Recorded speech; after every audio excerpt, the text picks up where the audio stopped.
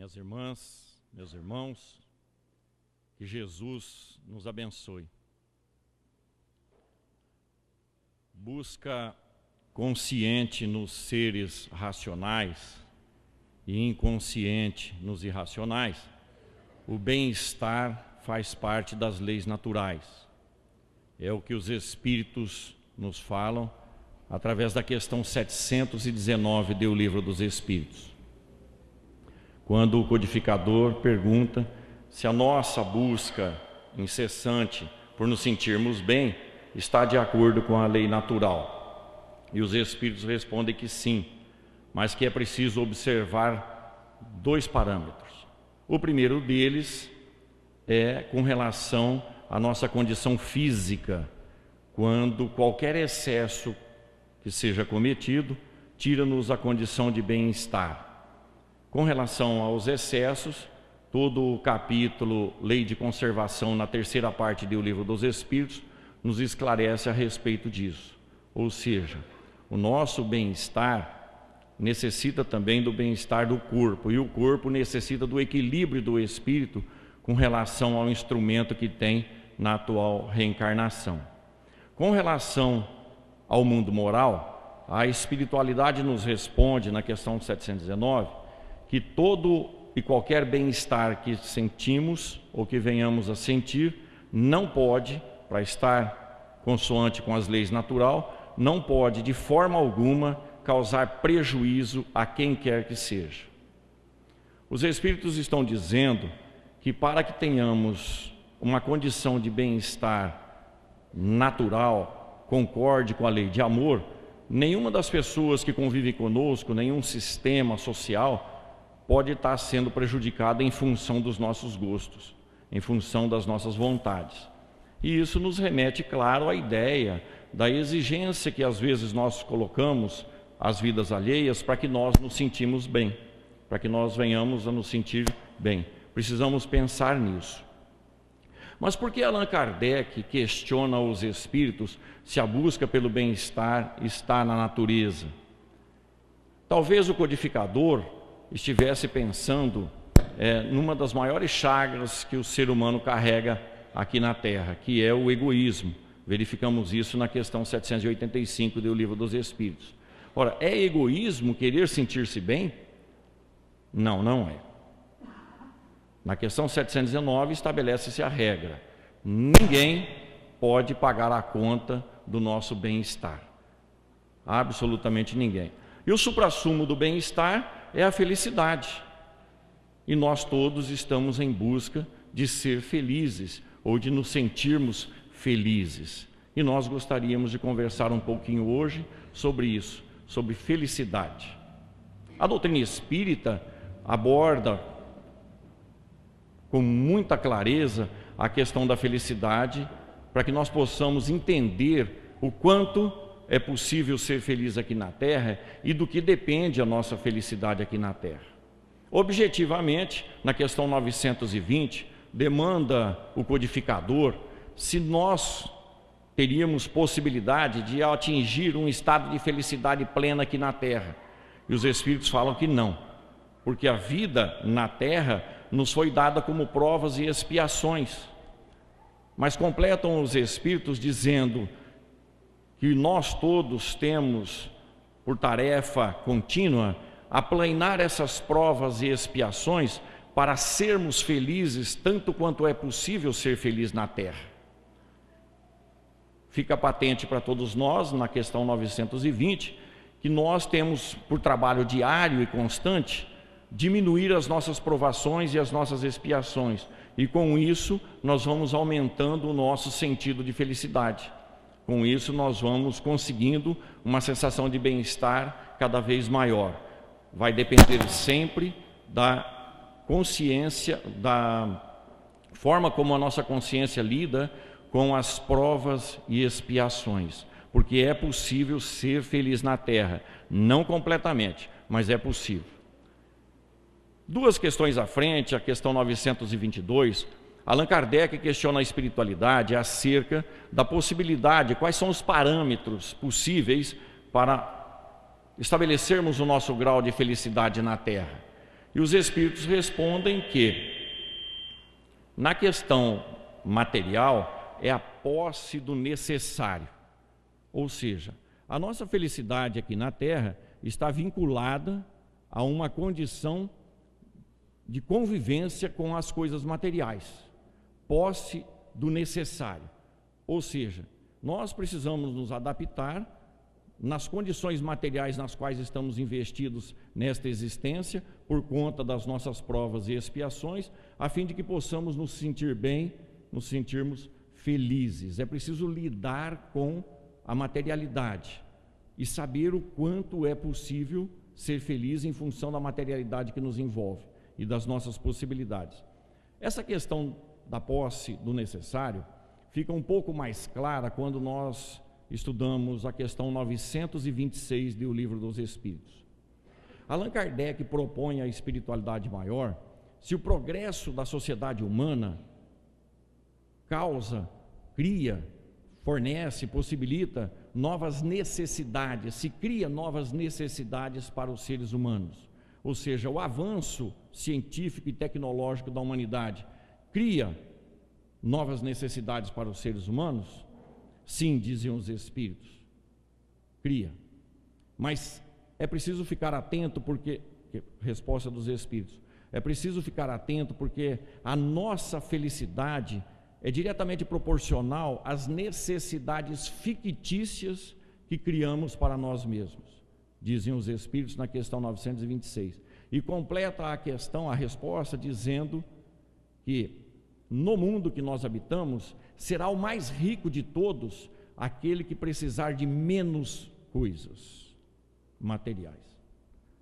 Se nós unirmos então a questão 922, na questão material da questão 922, as necessidades criadas pela tecnologia, nós vamos verificar que o nosso bem-estar, a nossa felicidade no tocante às coisas materiais, estará sempre vinculada aos desejos materiais e à busca incessante para satisfazer esses desejos. Essa é a questão. Lembro-me que nós criamos sempre necessidades, né? Todos os dias nós criamos necessidades materiais. Preciso passar no supermercado, preciso comprar isso, preciso comprar aquilo, mês que vem vou trocar tal móvel. Mas eu me lembro, no início dos anos 70, nós tínhamos lá em casa, papai, mamãe, meus irmãos e eu, uma necessidade material fornecida pela ciência, que era uma televisão. Aproximava-se a Copa do Mundo de 1970 e papai queria assistir a primeira Copa, que seria televisionada. E nós não tínhamos televisão, assistíamos televisão na casa dos vizinhos à noite. E cada dia escolhíamos um vizinho dos poucos que tinham televisão para nós pedirmos para assistir um pouquinho. Então a nossa necessidade material da tecnologia proporcionada pela ciência humana era muito grande. E um dia, antes da Copa, papai entrou com uma televisão dentro de casa, uma Colorado RQ, preta e branca, a válvula, que precisava ser ligada meia hora antes daquilo que a gente queria assistir, para ela poder se esquentar, se aquecer, esquentar. E ficamos todos felizes com essa tecnologia dentro da nossa casa. E assistíamos os 5 à noite, porque para as crianças, não é? Os jovens que não estavam lá, reencarnados, a televisão entrava no ar por volta das 4:30 da tarde e saía do ar às 24 horas, em média. E assistíamos todos juntos aquele canal, aquela televisão, no canal que o papai queria. Não tínhamos opções. As opções viriam depois que papai ia dormir. Mas mesmo assim tínhamos só 3 ou 4 canais para escolher, diferentemente dos dias de hoje. E vivíamos os 5 numa pequena sala e aquela televisão felizes. E aí nós podemos nos comparar hoje com aquilo que a tecnologia humana proporcionou em termos de televisão. Nós já não queremos mais uma Colorado RQ a válvula, preto e branco. Nós queremos uma LED 3D de 50 polegadas. Ou seja, a problemática se torna presente, porque se antes nós precisávamos de uma televisão para pôr na sala, agora a gente precisa de uma sala para pôr na televisão. Tornou-se muito grande. E além disso, nós já não queremos uma única televisão. Nós queremos uma na sala, mas também queremos uma no quarto, no outro quarto, no outro quarto, na cozinha e lá perto da churrasqueira. Ou seja, nós queremos mais e mais aquilo que a ciência está produzindo para nos dar uma condição de bem-estar. É isso que os espíritos estão dizendo. E nem percebemos, e ainda não percebemos, ou se estamos percebendo, não conseguimos lutar contra, ao resultado, caso específico da televisão. Quando entrou a televisão lá em casa, nós assistíamos os 5 juntos. E abríamos mão do egoísmo na escolha dos canais. Hoje assiste televisões sozinhos, não dividimos nada com ninguém, acabamos por nos alimentar também na frente da televisão, e a convivência foi embora, a fraternidade da família foi embora. Nós não atentamos para essa conquista, para o resultado dessa conquista tecnológica. O ideal seria que nós continuássemos com apenas uma televisão, para que todo mundo soubesse negociar, para que todo mundo abrisse mão um pouquinho do seu orgulho, da sua vaidade e do seu egoísmo. Bem, o que facilitaria o nosso entendimento com relação à felicidade. É isso que os espíritos estão dizendo na questão 926. É criado pela ciência necessidades, mas nós precisamos dimensionar isso. Além do que, cada necessidade material vem acompanhado da necessidade de pagarmos aquele bem material. E todas as vezes que a gente dá um passo um pouquinho além das nossas possibilidades, nós temos que tirar de outro lugar ou de algumas pessoas que convivem conosco, estabelecendo às vezes novas necessidades que seriam mais prioritárias para as outras pessoas. É preciso analisar bem isso, segundo os espíritos. E há uma passagem muito interessante do grande filósofo Sócrates, que gostava muito de passear por Atenas, e um dia, circulando pelo comércio ateniense, o grande filósofo foi abordado por um vendedor, lhe perguntando: Sócrates, procurando algo para comprar? Falou: não, eu só estou verificando quantas coisas existem de que eu não necessito para ser feliz. Já havia alcançado o suprassumo, ou seja, viver na terra sem necessidade de coisas materiais, além do básico para a manutenção da vida. E esse é o objetivo que os espíritos têm, provavelmente, na nossa concepção, quando nos falam da posse do necessário e que a nossa felicidade está vinculada às necessidades fictícias, ou seja, aquelas necessidades que nós criamos e tentamos justificar de todas as formas. É preciso pensar muito bem nas questões materiais, mesmo porque, como dizia o Senhor Jesus, por que você está abarrotando o teu celeiro se esta noite você voltará para o mundo dos espíritos? Estamos prontos para deixar tudo aquilo que adquirimos, tudo aquilo que é posse? Voltaremos livres dos bens materiais que buscamos aqui na terra incessantemente? Sonhamos, planejamos e conquistamos, desencarnamos no outro dia. Dá para ir tranquilos, livres, desenvoltos para o mundo dos espíritos e largando aquele bem que foi um sonho de tantos anos? É esse o exercício que todos nós precisamos efetuar, porque os bens materiais ficam e segue com o espírito aquilo que ele consegue carregar na sua consciência. E a consciência, voltando à questão 922 do Livro dos Espíritos, só nos possibilita a felicidade aqui na Terra, na questão moral, a consciência tranquila. A consciência tranquila. Ou seja, quando não houver cobrança de nossa consciência relacionada às nossas ações, às nossas tomadas de decisão aqui na Terra. Eu não devia ter feito aquilo, eu não devia ter falado aquilo. É a nossa consciência puxando a orelha de nosso espírito para que ele possa entender que ele está errando ou que ele errou. Essa questão da consciência também fica muito bem clara em O Livro dos Espíritos, e se nós formarmos ainda as orientações que o grande André Luiz traz pelo não menos grande Francisco Cândido Xavier. Na questão 614 de O Livro dos Espíritos, Allan Kardec pergunta à espiritualidade o que são as leis naturais. O conjunto de leis que regem tudo e todos. E os espíritos respondem ao codificador que a lei natural é a lei de Deus, única, necessária para a felicidade do homem. E o homem só é infeliz porque se afasta da lei de Deus. Só essa questão e essa resposta já estabelece para todos nós aquilo que é o parâmetro para a nossa felicidade. Se não estamos felizes ou não nos sentimos felizes, é em função de não estarmos quites com a lei de Deus. Questão 614 do Livro dos Espíritos.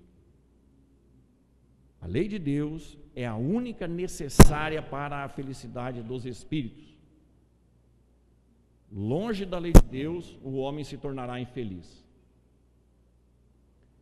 Mas se a lei de Deus é o que nos dá a possibilidade da felicidade aqui na Terra, ela deve estar disponível a todos, sim.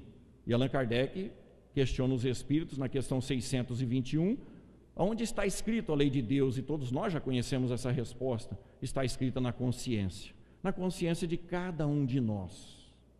Está escrita a lei de Deus, mas cada um de nós interpreta a sua maneira, a sua maturidade, ao seu entendimento. Por quê? Porque nós todos não nos desenvolvemos igualmente, na mesma velocidade, no mesmo tempo. Isso depende do livre-arbítrio. E nós vamos começar a entender isso com André Luiz, conforme citamos. No livro Evolução em Dois Mundos, André Luiz nos explica algumas coisas bastante interessantes no tocante à consciência e ao sofrimento. Que nós entendemos, a partir das orientações de André Luiz, que nós criamos o entendimento de que quando há situações difíceis e sofrimento, aí reside a infelicidade. E não é verdade. Não é verdade. Não são as provas e as expiações que nos tornam infelizes. Não são. É o entendimento do Espírito. Se não, vejamos. Diz André Luiz que há aproximadamente 100 mil anos o ser humano aqui na Terra, lá pelos idos do Paleolítico, começou a falar, que até então nós não falávamos, nós apenas usávamos de um linguajar animalizado, nós uivávamos, nós gritávamos, nós rosnávamos, nós grunhíamos, nós raspávamos a garganta, mas não falávamos. É mais ou menos como nos dias de hoje, quando a gente está um pouquinho esquentado e alguém conversa conosco logo cedo, a gente dá uma rasgada na garganta assim, ou um raspar de garganta, um grunhido. A gente ainda tem alguns costumes do homem da caverna, não trocamos isso, embora tenha se passado quase 100 mil anos. A gente reage ainda ao ritmo do homem das cavernas. Mas voltemos a André Luiz. Quando o ser humano começou a falar, e isso a ciência já comprovou, André Luiz escreve em 1958, Evolução em Dois Mundos, e a ciência comprova agora no comecinho do milênio, depois de decifrar o genoma humano, que o ser humano começou a falar 100 mil anos atrás. O interessante é que a ciência fala que houve uma alteração genética. André Luiz fala que houve uma intervenção espiritual no perispírito dos seres aqui encarnados, dos seres vinculados à Terra, que passou a gerar no corpo físico um aparelho fonador. É o Consolador esclarecendo todas as coisas. Quando o homem começou a falar, ele começou a se esforçar para pensar, para falar e para entender o que era falado a ele. Com isso, no decorrer dos milênios, ele adquiriu a condição de ser pensante continuamente. Ou seja, ele passou a pensar 24 horas por dia, resultado da fala. Ele tinha que se fazer entender e tinha que entender o que estava dizendo a ele. Com isso, o homem estabeleceu ao redor de si uma energia que já era gerada 24 horas por dia, uma energia psíquica. Essa energia psíquica começa a envolver o ser humano e começa a envolver o seu núcleo social. E André Luiz compara essa energia que envolve o núcleo social como um oceano de energias psíquicas, pois aí é que começam a acontecer as coisas em termos espirituais. Quando nós passamos a pensar continuamente, nós adquirimos uma possibilidade espiritual muito grande, que é de sair do corpo físico enquanto o corpo físico dormia. Nós passamos a conhecer o mundo dos espíritos, mas o mundo dos espíritos na condição vibratória das energias que nós fornecíamos. Ou seja, nós saíamos do corpo físico e íamos de encontro àquele oceano de energias que nós, seres humanos, estávamos criando. Nesse instante, diz André Luiz, nasceu a responsabilidade, porque o homem passou a tomar contato com os dois planos da vida, o plano material e o plano espiritual. Ele passou a ter consciência que além da vida física, existia também uma vida que ele não sabia definir, uma vida espiritual.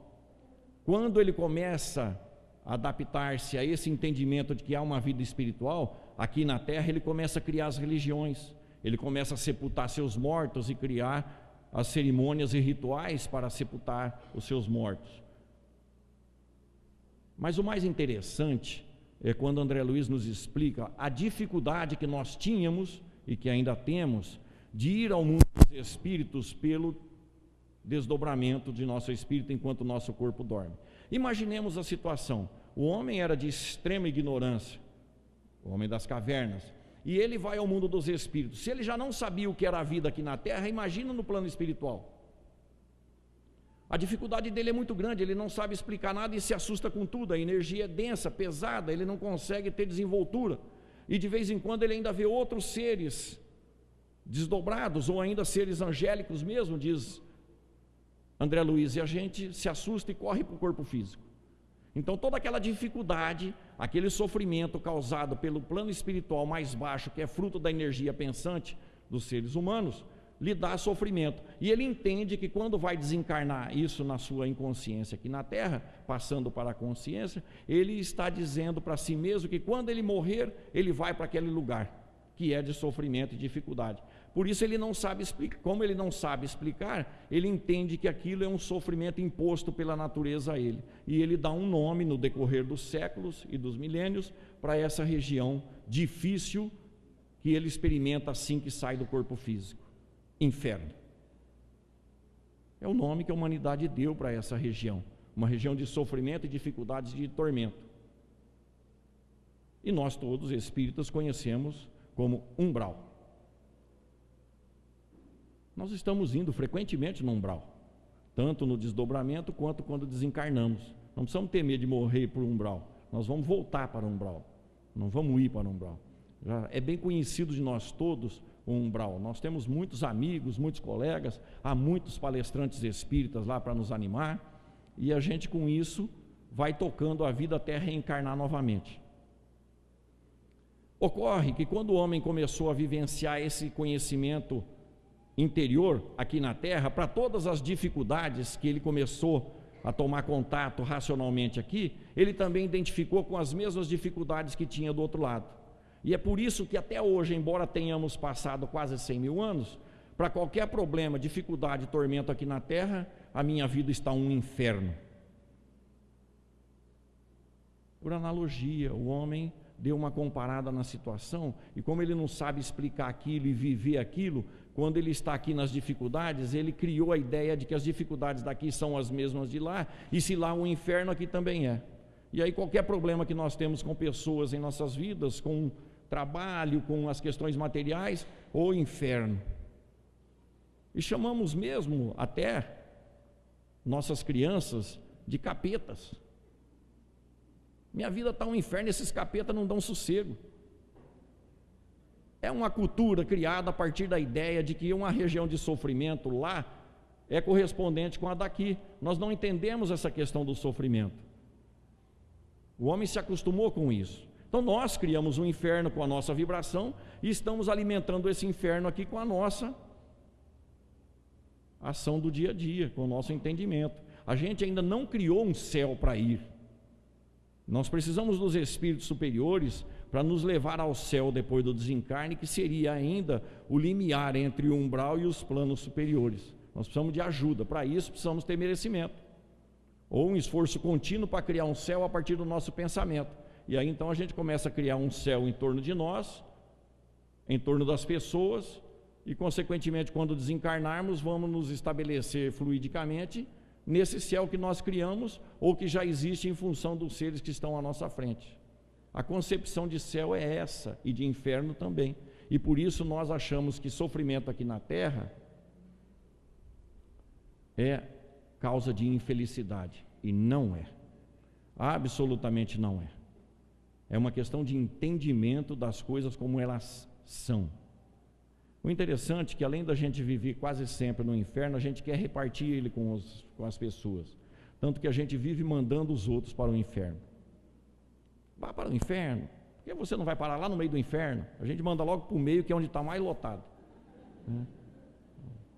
Seja caridoso ao mandar as pessoas para o inferno, manda para as beiradas. Nós queremos dividir o sofrimento, não queremos aniquilá-lo. Nós queremos estabelecer que se eu não posso ser feliz, os outros também não podem. Por isso que a gente manda as pessoas para o inferno. Porque nós queremos que todo mundo sofra quanto nós estamos sofrendo. Não os espíritas, claro. Não estamos falando dos espíritas. Do mundo lá fora. Voltando à questão 920, quando os espíritos falam que os parâmetros aqui para felicidade possível é provas e expiações, nós começamos a entender isso também com a doutrina espírita. Mas é preciso irmos antes escutar o Senhor Jesus. No diálogo com Nicodemos, onde o Senhor fala da reencarnação que é necessária para vermos o reino dos céus, há uma frase no meio do diálogo que nós precisamos analisar. Diz o Senhor Jesus a Nicodemos: o Espírito sopra a vida onde quer, ninguém sabe de onde ele vem nem para onde ele vai. Ora, o que o Senhor Jesus está dizendo? Que o Espírito já existe antes da formação do corpo físico, tanto que ele vem de algum lugar e volta para esse lugar, que nós não sabíamos onde era, agora com a doutrina espírita nós já sabemos. Ora, se esse Espírito já existe e quer dar a vida naquele corpo que vem a se formar, o quer significa vontade. E vontade está estabelecida em cima de objetivos, de motivos, de interesses. Então o Espírito, segundo o Senhor Jesus, quando quer aquele corpo, ele sabe muito bem por que ele quer. E se ele quer aquele corpo, ele sabe quem é que está lhe dando aquele corpo, papai e mamãe. Sabe que tipo de família que é e onde mora, que condição que vive, a cultura do papai e da mamãe e dos irmãos. Ou seja, o Espírito está consciente daquilo que ele vai viver aqui na terra. Nós podemos depreender dessa passagem do Senhor Jesus com Nicodemos. Mas Allan Kardec, na questão 258 do Livro dos Espíritos, torna as coisas claríssimas. O Espírito conhece o tipo de vida que vai ter aqui na terra antes de encarnar? Sim, é ele que faz o seu próprio planejamento. Mas o que leva em conta o Espírito para planejar a sua existência? Continua perguntando Allan Kardec. O Espírito observa o que lhe falta para ser mais feliz. Vamos repetir. Antes de reencarnarmos, quando a gente vai estabelecer a nossa vida aqui na terra, a gente observa em nós aquilo que nos falta para sermos mais felizes.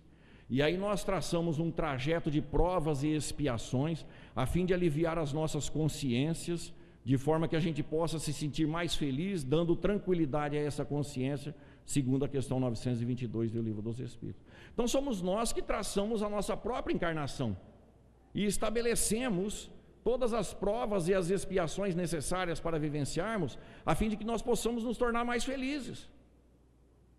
Nós traçamos. Nós pedimos para uma mamãe e um papai produzir um corpo para a gente aqui. Nós pedimos.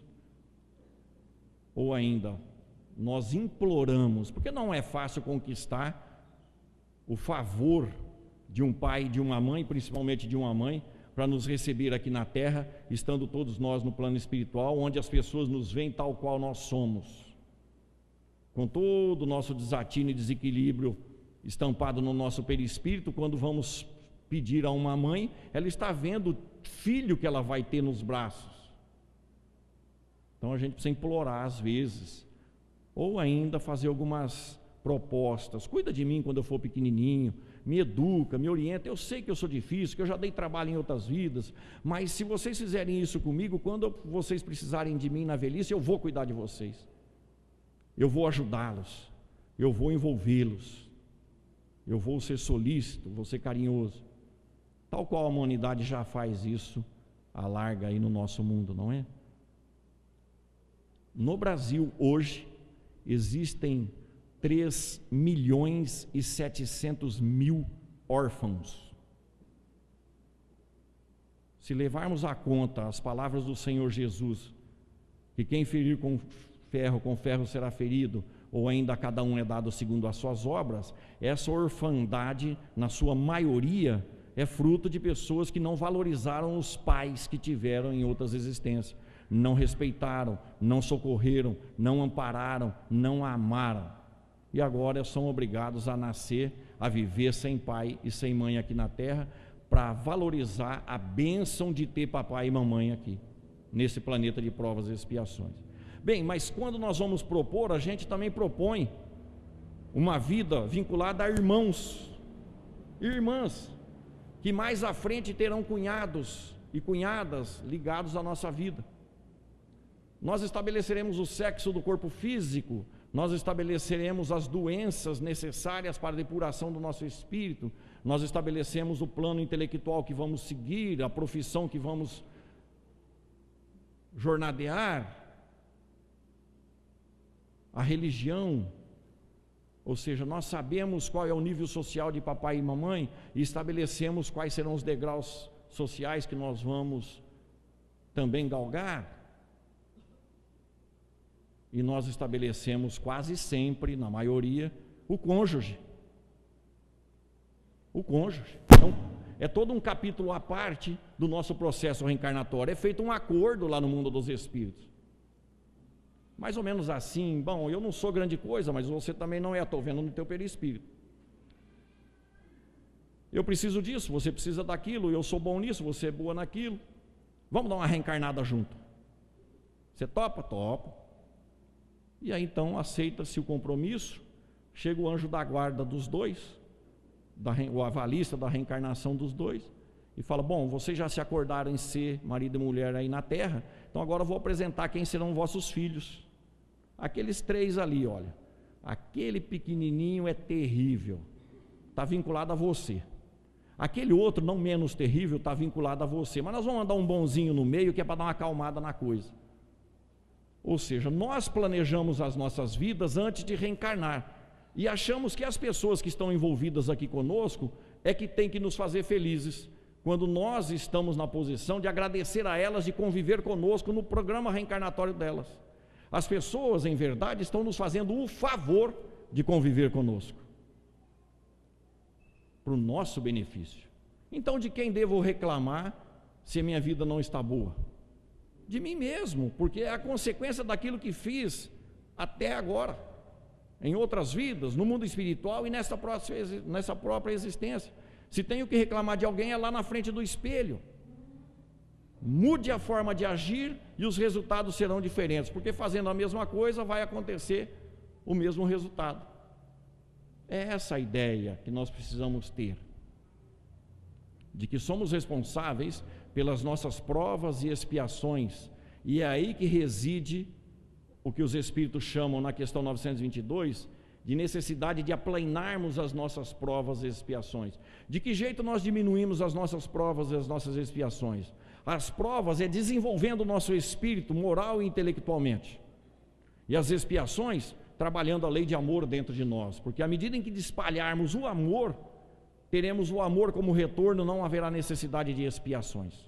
São as regras de ouro do Senhor Jesus: perdoar 70 vezes 7 vezes, caminhar 2.000 passos com quem pedir para caminhar 1.000, se alguém pedir a blusa, dê a camisa também, oferecer a face esquerda em quem bate na direita, não repelir aquele que nos pede emprestado, orar por aqueles que nos perseguem e caluniam, orar pelos nossos inimigos. São as regras de amor que devemos colocar em prática com o próximo, para que nós possamos com isso diminuir as nossas expiações e começarmos a ser felizes tanto quanto é possível ser na terra.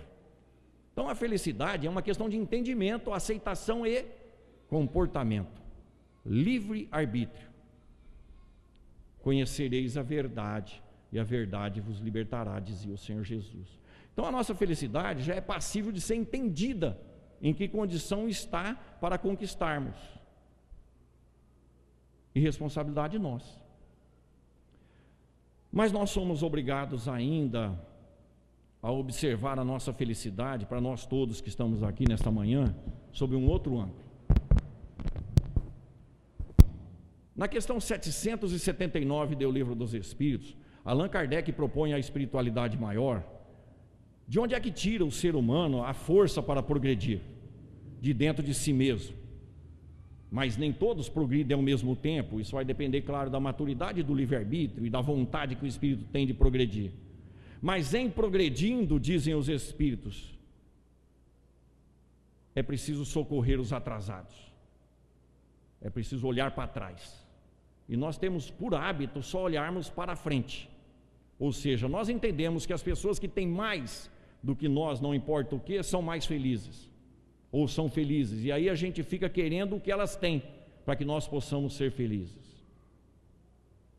Nós precisamos olhar para trás. Vamos fazer um exercício da realidade do nosso planeta hoje, nessa questão de olhar para trás. Em novembro último, nós atingimos 7 bilhões de espíritos encarnados aqui na Terra. 7 bilhões. E cada um desses espíritos está reencarnado em busca da perfeição, questão 132 do Livro dos Espíritos. E perfeição significa felicidade plena. Só é possível ser feliz plenamente reencarnando, tanto por Jesus quanto pela questão 132. Consequentemente, a vida é uma bênção. A vida de encarnado é uma bênção que nos é dada por amor para que nós possamos atingir a perfeição. Consequentemente, repetindo, a felicidade. E já estamos aqui na Terra em 7 bilhões, buscando a felicidade. Mas quantos existem desencarnados?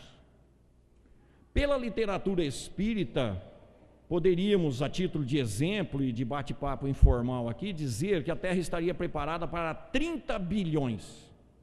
Ou seja, se há 7 bilhões encarnados, teríamos cerca de 23 bilhões desencarnados, esperando uma oportunidade para reencarnar, e nós já estamos aqui. É preciso valorizar a vida. Temos a bênção de estarmos reencarnados quando existe 23 bilhões de espíritos esperando pela oportunidade sagrada e santa da reencarnação para serem mais felizes. E nós estamos tornando a nossa vida aqui na Terra motivo de inferno e de infelicidade, para nós e para os outros, porque quando nós nos comportamos assim, tornamos a vida das pessoas também um inferno. Deste montante de 7 bilhões de espíritos encarnados, 25%, 1 bilhão 750 milhões de espíritos ainda vive no planeta Terra hoje, como a humanidade vivia 6.000 anos atrás. 25% da população da Terra não tem benefício tecnológico nenhum, em nenhuma área. Moram em casas de pedra, de barro, de madeira. Não tem remédios, comida manufaturada, transporte, nada. 6.000 anos atrás. Limiar da pré-história com a história. Qual é a diferença desses espíritos com o meu espírito? Nenhuma. Somos todos iguais diante de Deus. Questão 803 do Livro dos Espíritos. Será que eu preciso reencarnar numa situação social de 6.000 anos atrás para valorizar a vida que tem? Com todos esses benefícios materiais e tecnológicos que estão ao meu alcance? Será que eu estou tão cego que não posso valorizar mais, que não consigo valorizar as coisas materiais que fazem do meu espírito, fazem com que o meu espírito se sinta um pouco mais confortável? Tenha que viver sem ventilador, sem ar-condicionado, sem computador, sem televisão, sem geladeira, sem luz elétrica, sem remédio, sem alimento. Será? Não é uma questão de escolha? É preciso valorizar. Existe no nosso planeta hoje 1 bilhão e 400 milhões de espíritos na miséria extrema. Menos de $2 por dia. Algo como viver com R$100 por mês. São 20% da população mundial. 1 bilhão e 400 milhões de nossos irmãos têm menos de R$100 para passar um mês. Dá? Não dá. Mas eles passam. E nós estamos reclamando. Nós que temos a possibilidade de entrar numa loja de colocar um filho na escola, de levá-lo de carro, de entrarmos no supermercado, de pagarmos um plano de saúde, de termos água e luz elétrica dentro de casa, e a nossa vida não está boa, sou infeliz. Será que eu preciso reencarnar nessa miséria extrema? E no Brasil são 16 milhões de miseráveis extremos. Será que preciso reencarnar nesse meio para valorizar os benefícios que tenho? Os talentos, segundo a parábola dos talentos que o Senhor Jesus nos apresenta no Evangelho? Não, a opção nossa não é reencarnar dessa forma, é valorizar o que temos e ser feliz tanto quanto é possível ser na terra com aquilo que nos foi dado para atender o nosso próprio planejamento reencarnatório.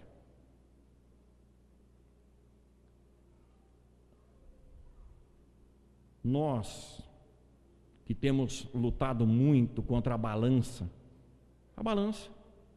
aquela balancinha que nós já temos dentro do banheiro ou que está na farmácia mais próxima, nós que temos a dificuldade imensa de lutarmos contra os quilinhos a mais, precisamos raciocinar urgentemente. A cada estarrecedores 5 segundos morre uma pessoa de fome no nosso planeta. 5 segundos morre uma pessoa de fome no planeta, e a gente é infeliz porque está pesado. Precisamos tomar remédio tarja preta, consultar o psicólogo e o psiquiatra, mas não fechamos a boca e nem queimamos com exercício. As possibilidades materiais nos facilitam as coisas e a gente não corrige o jeito de ser e de agir. E a cada 5 segundos, inclusive no Brasil, morre uma pessoa de fome porque não tem o que comer. E a nossa vida está ruim. Meu Deus, como eu sofro. Eu que tenho a possibilidade de entrar nos supermercados da vida e escolher o que vou e de que fabricante vou comprar.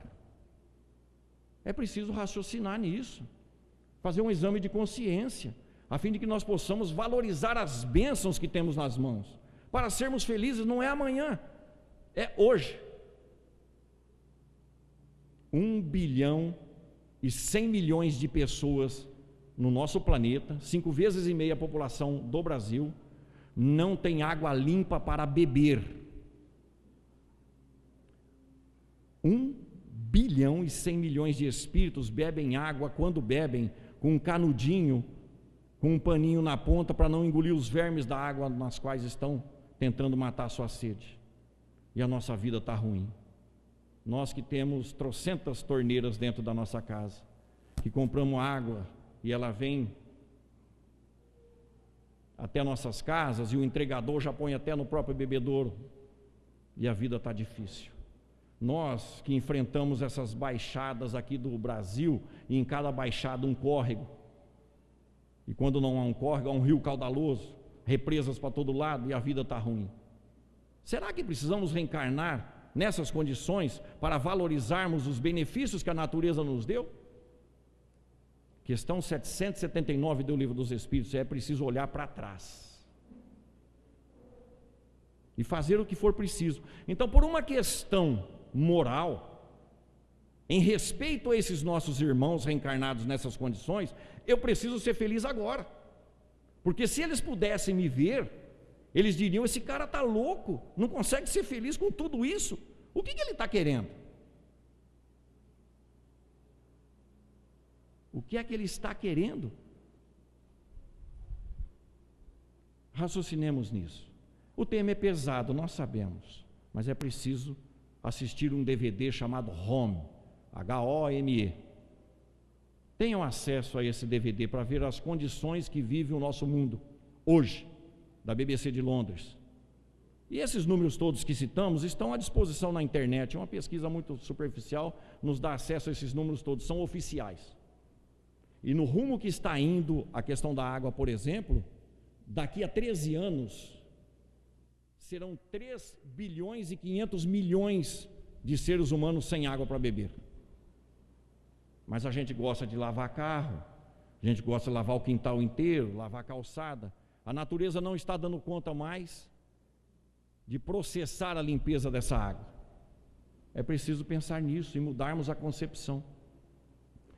Mas por último, nós queríamos falar de um outro motivo e talvez mais importante que todos esses outros, para sermos felizes: o Senhor Jesus. Precisamos ser felizes, optar pela felicidade por Jesus, em nosso próprio benefício.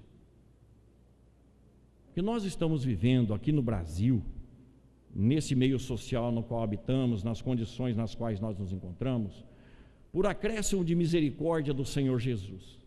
Se não vejamos parte do livro Brasil, Coração do Mundo, Pátria do Evangelho. O Senhor Jesus visita a terra um pouco mais de 600 anos atrás, segundo nos conta Humberto de Campos. E ele vai em busca da Palestina, onde ele plantou o seu evangelho de amor, e percebe, ao se aproximar do mundo físico, que as vibrações emanadas pelos encarnados e desencarnados vinculados à nossa terra ainda não produziram um efeito de céu, e consequentemente a situação moral é degradante. O Senhor Jesus, ao observar todo o comportamento existente ainda dos seres humanos aqui na terra, na ocasião, 6 séculos e pouco atrás, ele diz para Heliu, o espírito responsável por todos os problemas sociais aqui na terra: Heliu, eu não vejo outra solução senão a dor para mudar o coração desses meus irmãozinhos. O Senhor Jesus está nos alertando que a dor funciona como um depurador de nossos espíritos. Não é como um castigo, é como uma necessidade para que possamos acordar para a vida, despertar a nossa consciência para outros valores. Eu não vejo outra saída senão a dor para mudar o comportamento desses meus irmãozinhos, queria dizer o Senhor Jesus. Heliu tenta contemporizar, o diálogo é mais ou menos extenso, e resumindo, Heliu chama o Senhor Jesus para conhecer as terras novas do planeta, que ainda não haviam sido descobertas pelo velho mundo, as Américas. E o Senhor aceita o convite, aquela coletividade de espíritos sublimes que acompanhavam o Messias, vem até a América do Norte, e ali o Senhor observa as belezas naturais, os índios e os animais vivendo em harmonia com suas consciências e a natureza. Ele dá graças por isso e convida e chama Heliu novamente e questiona Heliu: onde é que está nestas terras novas o recanto planetário, de onde se vê à noite o símbolo da redenção humana, o Cruzeiro do Sul? O Senhor Jesus chamou de recanto planetário uma porção de terra que estaria nas Américas. Lá na Palestina, para o mesmo Heliu, ele havia dito que todos os lugares desta terra, planeta, são santos, todos. Mas ele ainda insiste em dizer que há um lugar nesse planeta que é tido como recanto, ou seja, o paraíso. Ah, Senhor, estas terras de doces encantos estão mais ao sul. E aí o Senhor puxa aquela caravana até aqui, a América do Sul, e observa as belezas daquilo que seria o Brasil futuramente, rende graças a Deus olhando para o cruzeiro, e determina que Heliu reencarne para que essas terras pudessem ser descobertas, para iniciar um processo de civilização aqui na América do Sul, a fim de transformar essa região que seria chamada Brasil em coração do mundo, pátria do Evangelho. Aqui eu replantarei a árvore do meu Evangelho, que dará frutos para o mundo todo, disse Jesus a Heliu. E as coisas aconteceram como Humberto de Campos nos narra e como conhecemos um pouco da história do Brasil. Mas passados 100 anos, o então espírito responsável, e o é até hoje, pelo desenvolvimento do Brasil, Ismael, teve a ocasião de ter uma reunião com o Senhor Jesus, a fim de estabelecer as metas para os séculos vindouros. Ismael, na organização do Brasil, pediu uma audiência ao Senhor Jesus para que fosse determinados os próximos passos que seriam dados na socialização do nosso Brasil. E o Senhor Jesus então recebe Ismael e, dentre outras coisas, diz para Ismael: Ismael, tem chegado aos meus ouvidos o lamento triste, o choro dolorido dos meus irmãozinhos que se encontram vinculados às trevas do velho mundo. Os irmãozinhos menores do Senhor Jesus, que estavam lá nas trevas, nos umbrais do velho mundo, estavam lamentando os desatinos cometidos em suas reencarnações. Ouço o seu choro e os seus pedidos de oportunidade nova para renovarem seus espíritos.